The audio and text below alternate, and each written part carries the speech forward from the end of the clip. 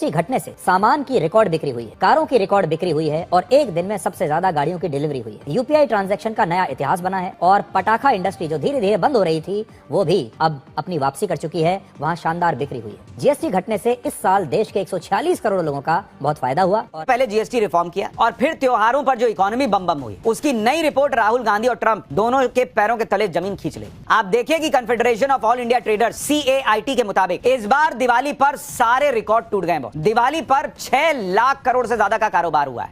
GST मिला उपहार, GST मिला उपहार। ধন্যবাদ। 8 বছর ধরে আমাদের রক্ত চুষে আসছে এই জিএসটিতে, এটার জন্য ধন্যবাদ করব। আর না জিএসটি কমানোর নামে মানুষকে চুতিয়ে বানানো হচ্ছে, এটার জন্য ধন্যবাদ করব। মিডিয়া তো দালাল, ওর কথা ছেড়ে দিন, কিন্তু এরকম নির্লজ্জ ন্যাংটা মানে দাঙ্গায় দালাল আমি জিন্দেগিতেও দেখিনি। মানে এত নির্লজ্জ মানুষ কী করে হতে পারে?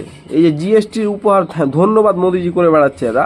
জিএসটি একটা টাকা দাম কমেনি কোনো কিছুতে। আপনি বাজারে যে কোনো সামান কিনতে যান, চাল ডাল মশলা তেল কিছুতে দাম কমেনি, একটা টাকাও জিএসটি কমেনি। জিএসটি কমেছে শুধু আপনি যেগুলো জীবনে একবার কিনবে মানুষ, গাড়ি, টিভি, ঠিক আছে, ওয়াশিং মেশিন, ইলেকট্রনিকের জিনিস যেগুলো মানুষের জীবনে একবার দরকার পড়ে, মিডল ক্লাস মানুষ একবারই কিনতে পারে লাইফে, এইগুলোতে একটু 10% কমেছে।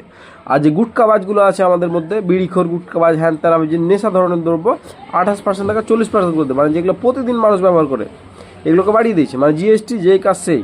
হ্যাঁ, আমি যে দোকান থেকে মিষ্টি কিনে আনি, দিওয়ালিতে ছানার দাম 20 টাকা বেড়ে গেছে বলছে, 7 টাকা মিষ্টিটা 8 টাকা করে দিয়ে 10 টাকারটা 12 টাকা। এটা হচ্ছে উপহার নরেন্দ্র মোদীর।